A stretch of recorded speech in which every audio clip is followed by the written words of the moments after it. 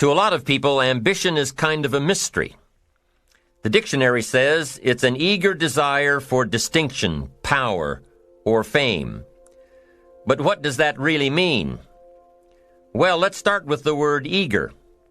All by itself, eager is kind of exciting. Kids are eager for their birthday parties. They expect to be the center of attention, get lots of presents, eat too much. I guess grown-ups are eager for birthdays too. Unless, of course, they're embarrassed that the number of candles on the cake outnumber their achievements. But we can be eager to see a ball game, eager to see our kids in a dance recital, eager to see an old friend, eager to shop for a new car. Eager sounds like a lot of fun. But do you ever hear people say they are eager to live a better life, eager to have a better family, eager to make a lot of money? Probably not. And that's a problem. Because how I see it, living a better life, having a better family, and making a lot of money takes an eager desire. We have the remarkable ability to get exactly what we must have. But there is a difference between wishes and desires. We've all heard people say, "Oh, I wish I could just drop 5 pounds. I want to be a little lighter."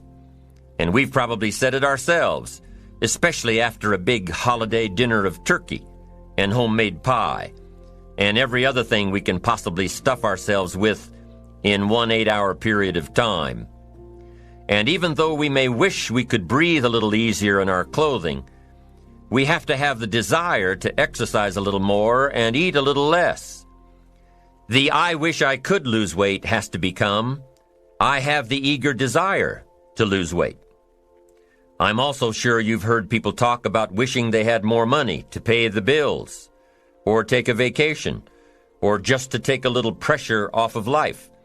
But before their lifestyle can change, their wish needs to become a desire.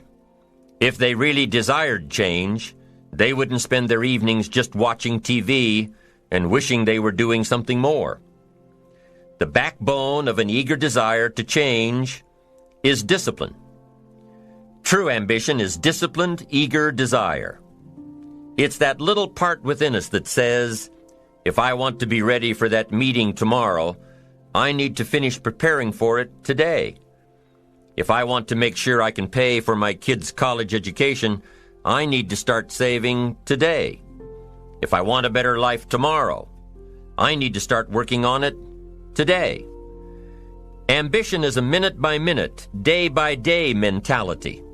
To have the ambition to work towards a better family life, a newer car, a bigger house, a financially secure future, you have to live it every moment. If living a successful life was easy, I'm sure more people would be successful. If just being ambitious was enough, I'm sure all of the broke and perplexed people in the world wouldn't be broke and perplexed. While most people spend most of their lives struggling to earn a living, a much smaller number seem to have everything going their way. Instead of just earning a living, the smaller group is busily working at building and enjoying a fortune. Everything just seems to work out for them. And here sits the much larger group, wondering in awe on how life can be so unfair, complicated, and unjust. So what's the major difference between the little group with so much and the larger group with so little? Despite all the factors that affect our lives, like the kind of parents we have, the schools we attended, the part of the country we grew up in, none has as much potential power for doing good as the ability to dream. Dreams are a projection of the kind of life we want to lead. Dreams can drive you. Dreams can make you skip over obstacles. When we allow our dreams to pull us, they unleash a creative force that can overpower everything in our way. To unleash this power, though, your dreams must be well defined. A fuzzy future has little pull power. Well-defined dreams are not fuzzy. Wishes are fuzzy. To really achieve your dreams, to really have your future plans pull you, your dreams must be vivid. If you've ever hiked a 14,000-foot peak in the Rocky Mountains, one thought has surely come to mind. How did the settlers of this country do it? How did they get from the East Coast to the West Coast? By foot. Carrying one day's supply of food and water is hard enough. Can you imagine hauling all of your worldly goods with you? Mile after mile, day after day, month after month? These people had dreams, big ones. They had ambition. They didn't focus on the hardship of getting up the mountain. In their minds, they were already on the other side. Their bodies just hadn't gotten them there yet. Despite all of their pains and struggles, births and deaths along the way, those who made it to the other side had a single vision: to reach the land of continuous sunshine and extraordinary wealth. To start over where anything was possible, where everything was possible. Their dreams were stronger than the obstacles in their way. You've got to be a dreamer. You've got to see the future finished in advance. You've got to see California while you're climbing 14,000-foot peaks. You've got to see the finish line while you're running the race. You've got to hear the cheers when you're in the middle of a monster project.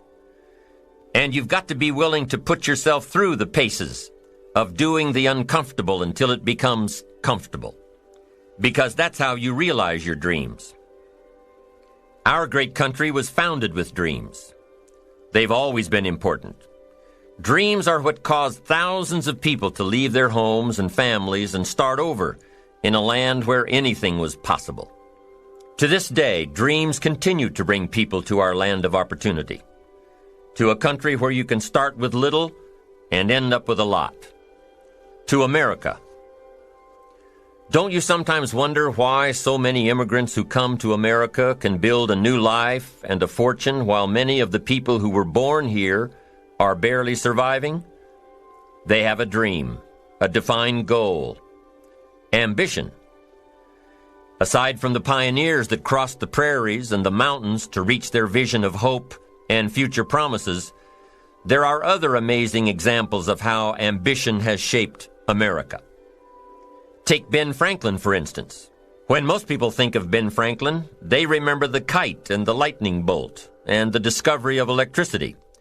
What a lot of people may not know is that Ben Franklin was one of the first writers to address self-making. When Franklin started Poor Richard's Almanac in 1732, he used the blank spaces between the crop data and the weather information to insert clever bits of moral and practical advice. I'm sure you've heard the saying, fish and company start to stink in 3 days. Well, that was one of hundreds of Ben Franklin's comments on life. Another was, diligence is the mother of good luck. You know, it's amazing how hard-working, smart-working people have all the luck. We sometimes hear of a brand-new musical group, an overnight success. They must have been in the right place at the right time, knew the right people, had a friend to help them out. But if you've ever watched an interview with some of these folks, you'll probably hear that their overnight success took several years. Diligence is the mother of good luck. Now, in addition to these witticisms, Ben Franklin gave us 3 principles of success and ambition that have withstood the test of time. Number 1, happiness doesn't come from big pieces of great success.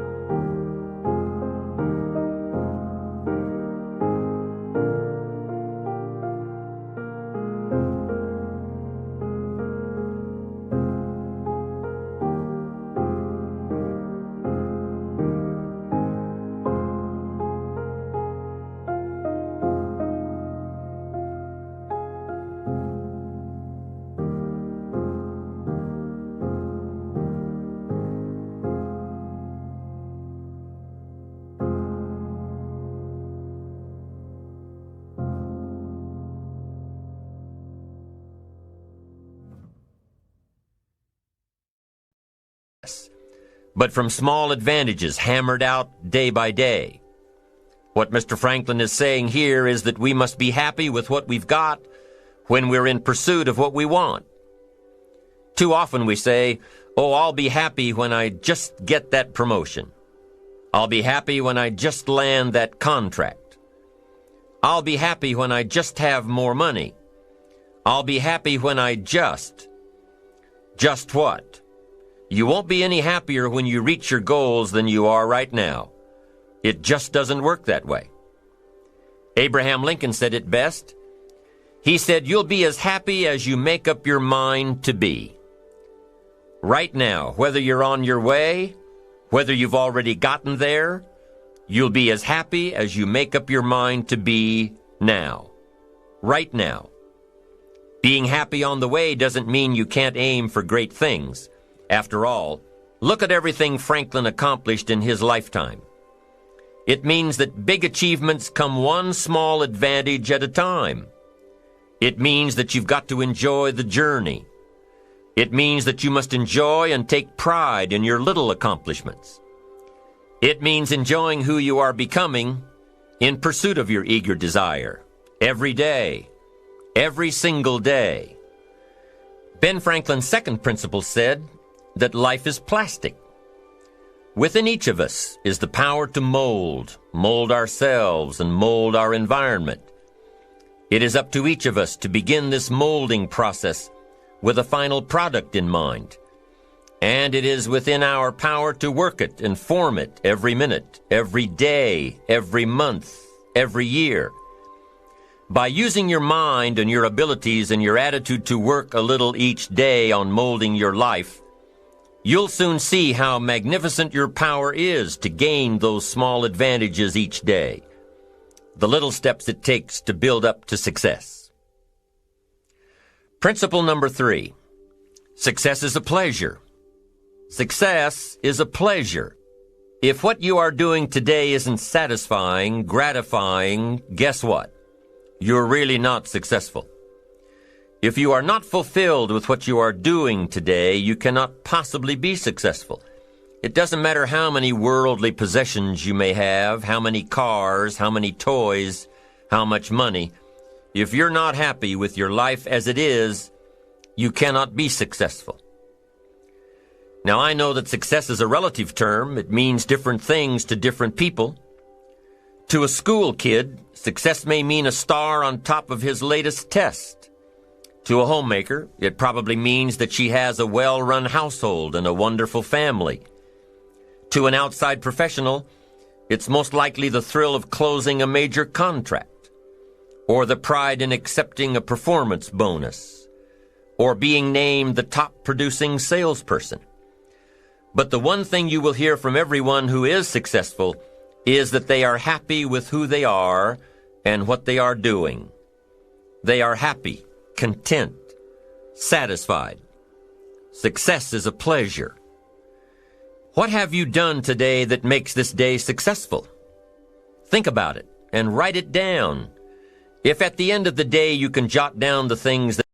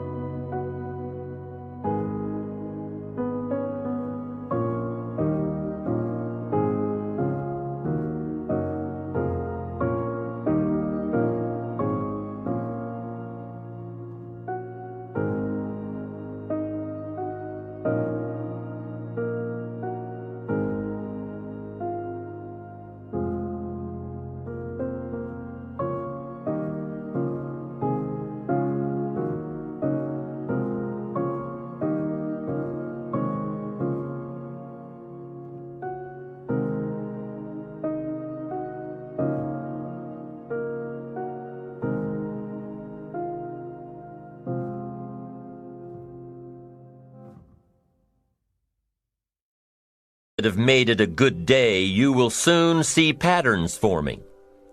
This really is a good habit to get into. When you can see a pattern of pleasure, you'll know you're on the road to success. So take note of Mr. Franklin's 3 principles of success and ambition. Number 1, big achievements come one small advantage at a time. One step at a time, one day at a time. Number 2, you have the power to mold your life, to make it whatever you want, to shape it and reshape it. And number 3, success is measured through pleasure. This is the key one. Success is measured through pleasure. You've got to be happy along the way. You've got to learn to give yourself a pat on the back. Good job, you need to tell yourself. I'm proud of me today. You've got to be happy. You've got to learn to enjoy the process. These are really common sense ideas. They're practical, and William James agreed. He's another American great, one of the most notable philosophers and psychologists in our history. And he founded a philosophy called pragmatism. To be pragmatic is to be practical, to test the validity of a concept by its practical results, to actually question something and rate its usefulness by what it can do for you, to hear a method of doing something and figuring out if it's even worth your while. One of the issues Mr. James dealt with in his lifetime was, what does it mean to be a success, a significant person? After years of pondering this question, William James described success as a combination of 2 things. Number 1, an inner ideal which is followed persistently with courage. And number 2, outer achievement related to that ideal. Let's go back to number 1, an inner ideal which is followed persistently with courage. I take that to mean defining a goal and having the resolve to complete it. No matter what, I'll do it or die. Promise yourself you'll read the books until your skills change. Go to the seminars until you get a handle on it. Do it until it makes sense. Practice it until you've got it right. Don't give up until you get where you want to be, however long that is. Step by step, piece by piece, book by book, seminar by seminar, do it until. Go for it. Until is a very important word. It's magic. It means that you'll never give up. Don't miss the chance to grow, to pay the price. Until you learn, change, grow. You'll discover some of life's great treasures when you pay that price. William James' second part to success dealt with the outer achievement related to that ideal.